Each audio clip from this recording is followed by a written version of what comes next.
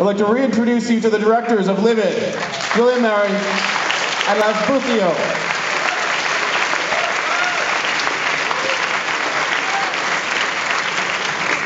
So, congratulations on making a totally different film, a very visually arresting film. Can you talk a little bit more about your inspirations for it and where the story came from? It's a very dreamlike, surreal story. Can you talk about how you came up with it? Our principal influence was a French novel, Malataber.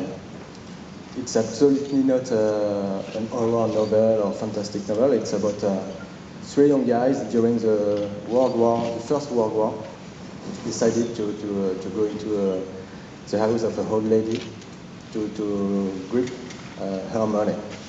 It's a drama. And with Julien, we loved this book. And we asked the question, how can we make a fantasy version of the book? It's so simple. And the other influence, like I said at the beginning of the screening, is Dario Argento's movies in general, and Suspiria in particular, and that kind of stuff.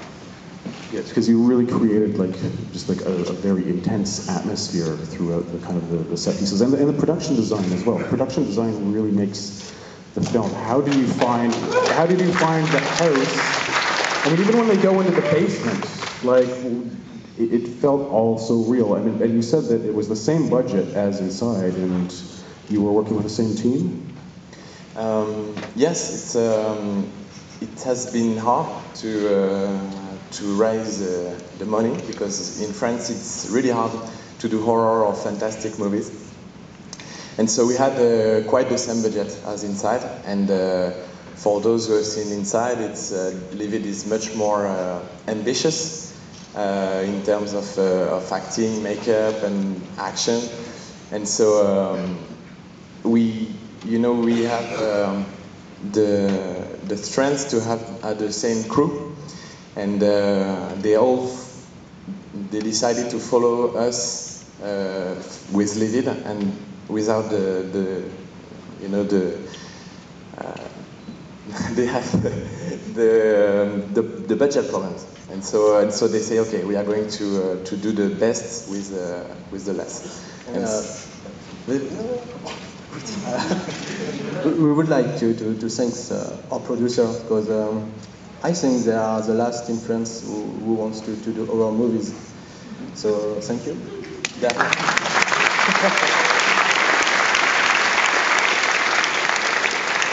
And I'd also like to ask you, the editor of this film, Baxter, I think is pretty much now kind of the editor of Midnight Madness, because he did High Tension, he does all of Alexandre's films, he did Inside, and he edited The Incident, which we're screening tomorrow night, Alex's film. Can you talk about your relationship with him? Because, I mean, it's so well cut, and the shocks, everything just kind of moves, and what's your relationship with him? He's a bad motherfucker. No, I really mean it. He's a sort of a tyrant mixed with an SS. You know, it's like. But we love him. No, we have a really strong relationship, and if I say that, it's because he has a really specific way to work, which is to say the truth. And as filmmaker, it's sometimes really hard to hear the truth, like you've done shit. And what I see is shit is not going to work. You are going to be ridiculous and stuff like that. So in the beginning we fight, and after we begin the real work. And that's really priceless, especially in that business, in the movie industry, and people who say the truth and who say, no, that's not good, we must find a way to get the movie better. And so, no, he's really priceless, and he's a real friend, and sometimes he's wrong. So maybe you can ask the same question tomorrow at Alex. with us, because Baxter told us that on the incident it was like heaven, it was perfect. So yeah, it was a way for him to to crush us again. Say that. Do we have any questions from the audience here? Let's see. Yes. C'était quoi le nom du roman que vous avez montré qu'il a choisi? Ah bah c'est l'euro. Alors, the question is, what's the name of the book she took? Okay. And the name of the book she took is the French novel MADNESS'11. It's written on the cover. Yes. Was there anything you wanted to do that you weren't able to do, either budget-wise or the effects-wise, you just couldn't pull it off?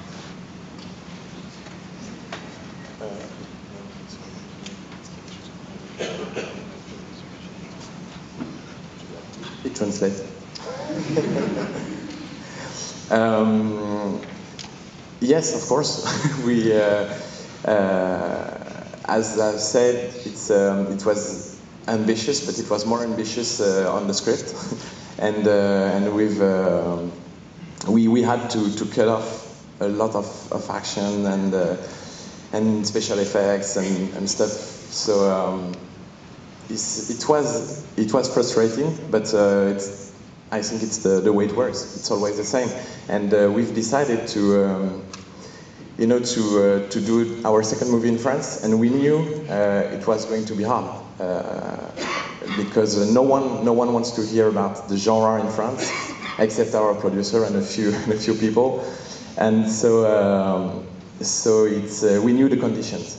It was we could do an American movie with a bigger budget, but we decided to stay in France and to have the free hand. So it was the price to pay. Yes. How did you find the house, and what did you do to decorate it? I'm also just curious, was any of it a set, or was it all shot on location?